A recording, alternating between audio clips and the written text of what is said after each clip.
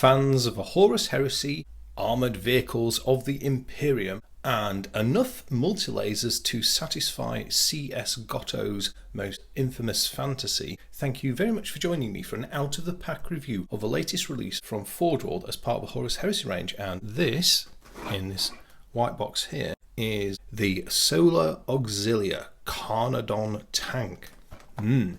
Carnodon. Yeah, or Carnodon. Carnodon.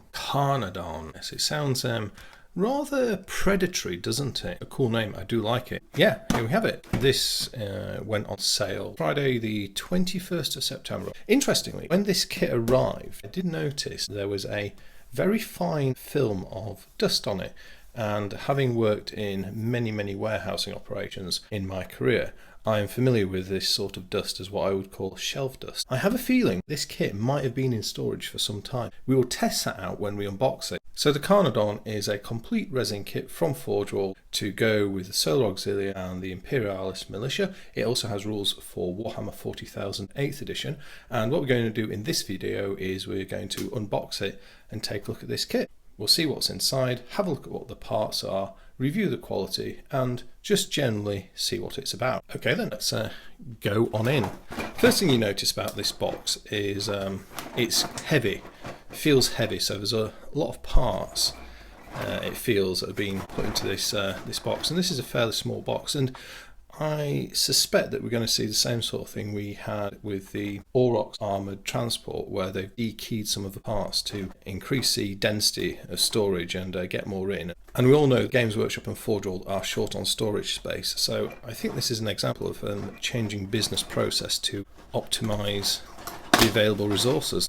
Right, anyway, so there we have a look inside. Let's get out the contents. So we've got a fairly decent sized tray of parts. A tray of parts full of a lot of parts. That's a lot of waffle, wasn't it? And then we have a couple of other bits and bobs. So we shall close up this box. Yeah, I'm going to stick you over there. Let's see what we have inside. So first up, we have the packing sheet, and this was packed by SP on, oh, there you go, 23rd of July 2018. So my hunch was correct. So these have been sat in storage for nearly 2 months. My intuition was correct. We then also have the instruction manual, and for those of you who like a little bit of fluff, have a pause and have a read. Any fans of the Emperor's Children, oops, you've been outdone here in this little recollection. Not so perfect there. And then we have a rendering of the completed Carnodon kitted out with its laser weaponry, or las cannon weaponry.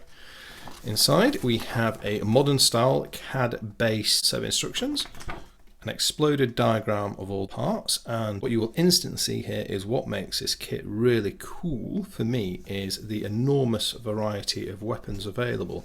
We have no less than 4 different main gun mounts for the turret, and then 6 different choices for the sponsons.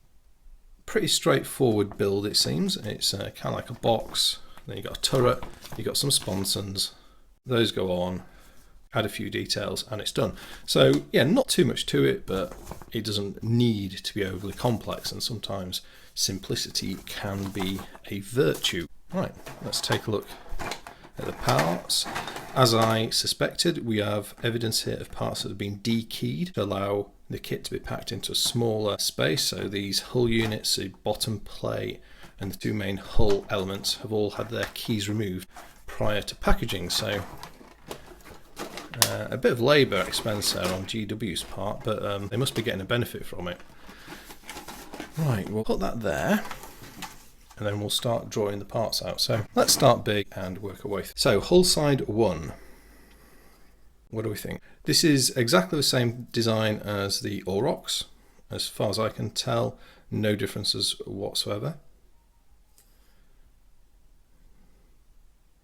This is flash here, so that will that should trim off just fine. On the Aurochs, you've clearly got the doors here. This is going to have a sponson mount on it, so we don't need to worry on this particular kit about having this perfectly cleaned up. That's good. This looks nicer cast. Yeah, very good. That's better turned out than my example was on my Aurochs. I mean, my Aurochs, you know, it's kind of part built at the moment, but it did quite require a fair bit of filling around that. But this one has been nicer, or more nicely cast, is what I was trying to say. The other side, similar drill. You know, good use of a separate track element to cover this key attachment point here.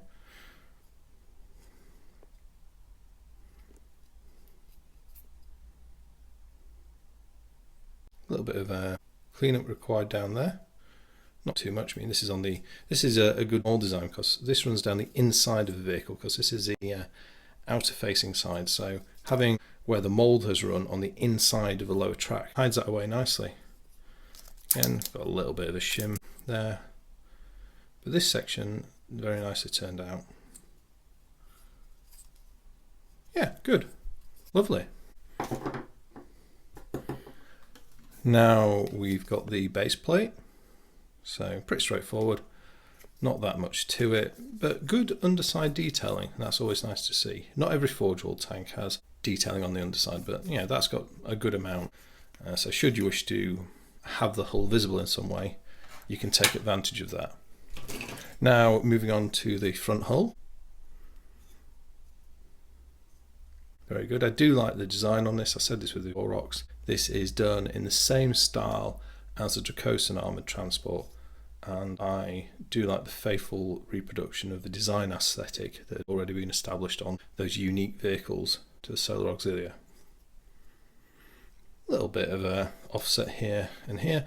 That doesn't matter though, because this is going to do this, so they're not visible.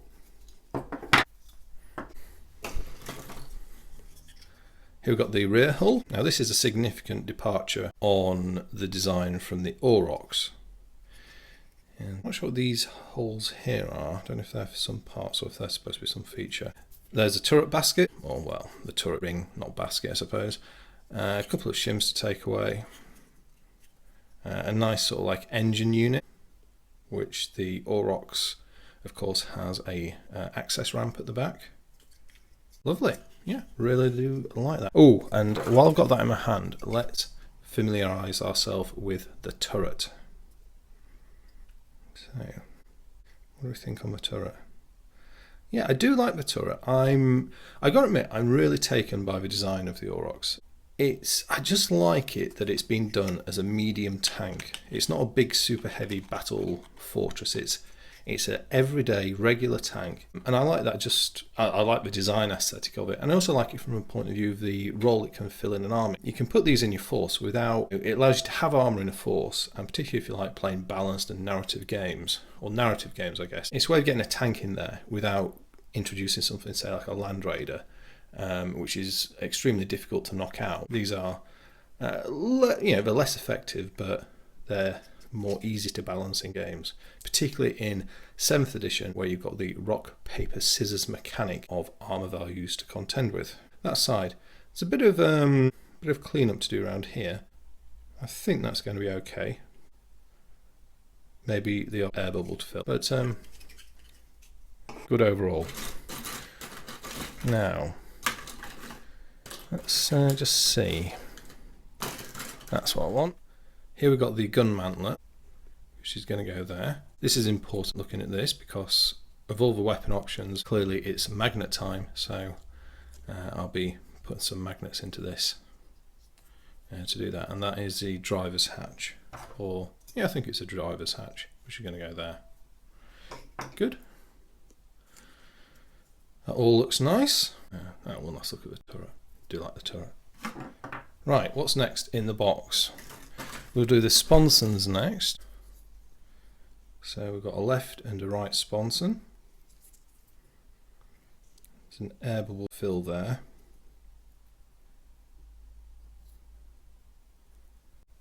That's nice. Yeah, well cast, not that much work to do. And then the second one is similarly nicely cast. Looking at these, I think there's no left and right. They're both 13, so you know they can equally go on either side of a tank. So I'll probably do it actually, so that side there is on the bottom. That's where the casting seam was. Okay, I'm going to work through the details before finally finishing on the weapons. Those are the two tracks for the key attachment points. And this is nice to see. It's a spotlight that's going to mount on the side of a turret just here. So yeah, I like that. Makes me think of the Malkador super heavy tank. These two drums are the turrets, the sponson turrets. They look fine. Plenty of space to drill in and put a magnet there. And then these are the retainers, which are going to keep those in position on the inside of the sponsons. I think this is the last, last details, and then it's time for guns and ammo. There's a couple of hatches here. This will be the commander's hatch. Yeah, so they can open like that. It's a shame that those Solar Auxilia gunners are out of production, because this is probably one of the best vehicles yet to put one in. So yeah, I might actually go fishing around on the interwebs for some of those gunners. If any of you guys and girls watching know of a place where I can get hold of one of those for a reasonable price, please do share it in the comments. I'll be interested to hear. And finally, we've got two exhaust stacks that are going to sit on the side of the tank. Got a bit of a mould offset here, which is going to need cleaning up. A bit more than I'd like, but doable. They're actually better done than the ones on the Aurochs.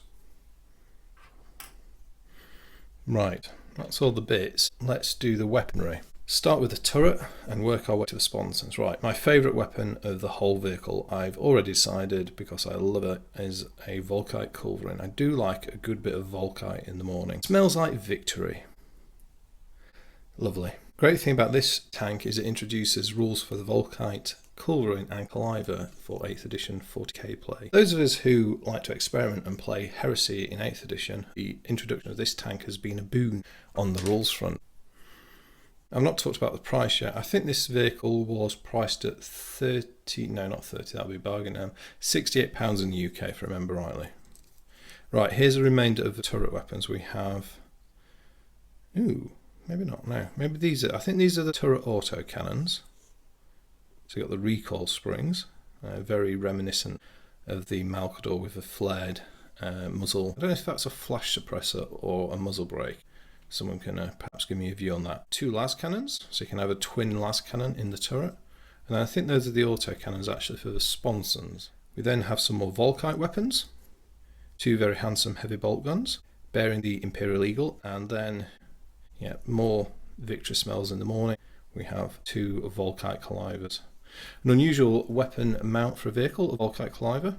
Interesting to see them being used here in that role for perhaps the first time as a secondary weapon system on a vehicle as opposed to infantry ones. All beautifully cast, and particularly the cooling coils are very nice. Next we have sponson las cannons and sponson heavy flamers. A couple of shims to take away between the barrel supports on both sets of weapons. But other than that, very nicely lined up and turned out. A little mould seam to take off there, very little work to do. That's beautifully done.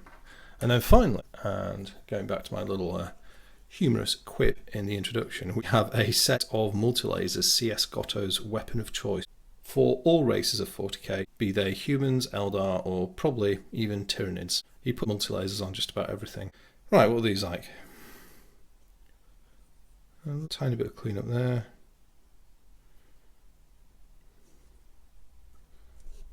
A little bit of seamage to clean up down both of those. But overall, a nicely cast set of weapons. Very good. And that is your lot. That is the whole of the Imperialis and Militia Carnodon tank for use in the Solar Auxilia, Imperial Militia, cults, and Astra Militarum or Imperial Guard in Warhammer 40,000. So what do I think? Well, I love the design of this tank. I think it's a lovely design. I like how compact it is. I like the idea of creating a vehicle unique to the Solo Auxilia that taps into the design aesthetic or the design concept of the Predator tank, which is essentially what this is. So on the design front, I think it's really good. I think it's brilliant that they've included the full set of weapons you could want for this. I think that's great. Big thumbs up for doing that in the kit design. And in terms of kit quality, this is beautifully done, very nicely cast, and this looks like it'll be an absolute doddle to put together. I hope you've enjoyed that overview of this model from Forge World. As always, I'd like to hear your thoughts and observations about this tank in the comment section, so please do share those. But other than that, I'd just like to say thank you very much for watching. I'll speak to you next time, and goodbye.